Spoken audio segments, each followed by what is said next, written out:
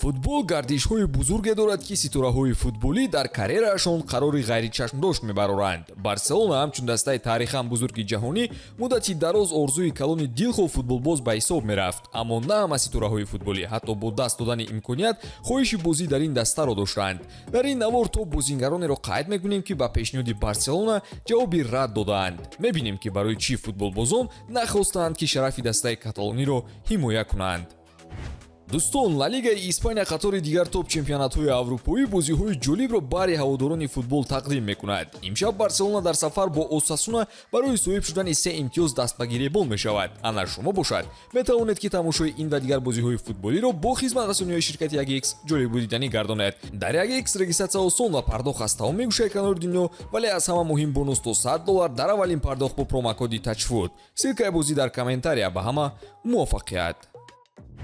буфон яке аз дарвозабонҳои беҳтарини ҷаҳон дар рӯйхати мо ҷойи аввалро мегирад. ин дарвозабони бо маҳорати итолиёвӣ ки бо бозиҳояш дар дастаҳои парма ва ювентус ном бароварда буд, исми худро ҳамчун девори устувори мунтахаби италия дар таърих навиштааст. бо мунтахабе ки соли 2006 қаҳрамони ҷаҳон шуда буд. ҳайратовар нест ки барселона ба маҳорати ӯ диққат равона мекард. тибқи хабарҳо, барселона ҳанӯз солҳои 2000 нияти ҷалби буфонро карда будааст. замоне ки дарвозабон ситораи ҷаҳонӣ гашта буд, ҳамон вақт нилнориҳо дарвозабони боваринок ҷустуҷӯ мекард ки дастаро дар лаҳзаҳои ҳассос наҷот диҳад. ҷиҷи на танҳо пешниҳоди барсаро рад кард, балки дар оянда низ дигар ин вариантро дар назар нагирифт. буфон ба хотири наздикони худ италияро интихоб кард ва ба дастаи ювентус гузариш намуд, чунки ҳадаф ҳама ҷоизаҳои дохилиро ба даст овардан буд.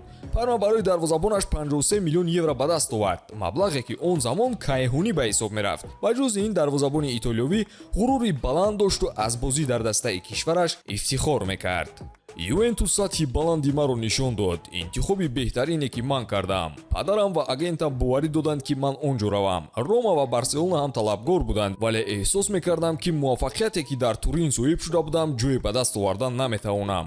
қайд карда буд буфон. баъди солҳои дароз дар сатҳи баланд ҳунарнамоӣ кардан, ҷиҷи исбот кард ки ба қарори баровардааш содиқ мемонад. новобаста аз шароит ва маблағи пешниҳод кардаи барселона, буфон дар италия монд ва барои ювентус девори устувор гашт. баъзан вақт содиқ будан ба даста аз пулу зари дунё бештар арзиш дорад ва буфон инро исбот намуд.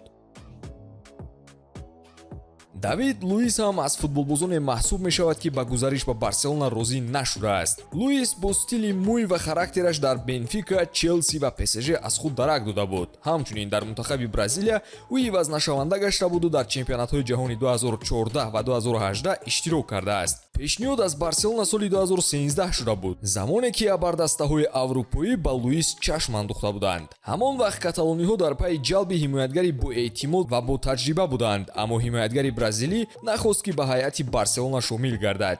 яке аз сабабҳои он қарори луис содиқ будан ба челси буд. ҳамон вақту замон давид мавсимҳои бобарор дар дастаи лондонӣ ба қайд гирифта буду яке аз бозингарони калидӣ маҳсуб мешуд, ҷое ки қаҳрамони лигаи чемпионҳо дар мавсими 2011-2012 шуда буд. гузариш ба барса имкони қаҳрамониҳои зиёд ва бозӣ бо легендаҳое мисли месси медод, вале луис дар челси монданро интихоб кард. легендаи футболи португалия ва нобиға дар таърих.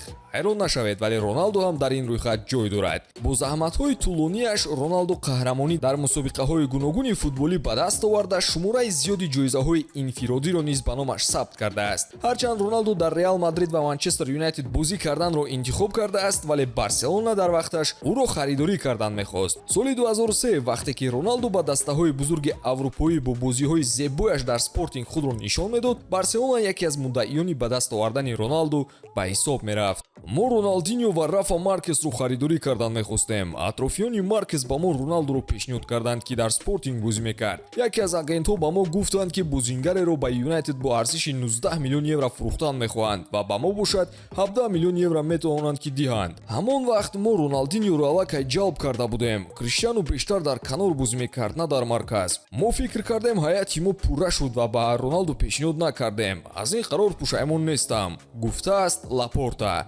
роналдо ба юнайтед гузашту назди сэр алекс фергюсон рафт. ин гузариш роҳи муваффақиятҳои роналдоро боз кард ва бо заҳматҳои зиёд аввалин тӯпи тиллоиашро ба даст овард. бо гузашти вақт роналдо ба реал мадрид пайваст. сатҳи нави бозӣ ва ҷоизаҳои бузурги футболӣ.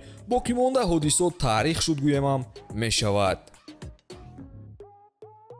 Винисиус ҳамлагари ҷавон ва бо маҳорати бразилӣ ки роҳи дигар ситораҳои навори имрӯзаро гузаштааст. Дар Фламенго ба воя расида Вини зуд диққати дастаҳои аврупоиро ба худ ҷалб кард. Соли 2017 вақте ки Винисиус ҳанӯз 16 сол дошт, Барселона ва Реал Мадрид барои ҷалби ӯ рақобат мекарданд. Ҳар ду даста дар Винисиус ситораи ояндаи футболиро медиданд ва омода буданд ки сармоягузорӣ ба рушдаш кунанд. Барселона шароити беҳтар пешниҳод мекард ва роҳи боваринок барои ҳайати асосӣ ваъда дод, аммо тир ба ҳадаф нарасид. Винисиус дастаи шоҳонаро интихоб кард ва бо маблағи 40 миллион евро шартнома бо Реал ба имзо расонид. Омадан ба Реал ба Винисиус имкон дод ки таҳти роҳбарии мураббиёни номдор ҳунарнамоӣ кунад. Дар ҳайати Реал ӯ оҳиста-оҳиста бозингари калидӣ гашт ва мухлисон низ ба ӯ меҳр пайдо карданд. Барои қаҳрамонии Реал дар Лигаи Чемпионҳо низ нақши Винисиус бузург буд. Як чизро гуфтан ба маврид мешавад. Реал ягон бозии Винисиусро тамошо накарда ӯро харидорӣ кард. Вақте ки номи Барса баромад, Перес пешсафиро хост ба даст орад, чунки намехостанд ки таърихи Неймар боз такрор шавад, гуфтааст скаути дастаи Барселона Андрей Кури. хуб дӯстон, умедворем наворҳои мо ба шумо писанд омада истодааст. Барои бозам рушд додани канал ва интихоби мавзӯъҳои ҷолибтар лутфан бо лайки худ кори моро баҳо диҳед. Ба ҳамин тамом, то наворҳои баъдӣ, хайр дӯстон.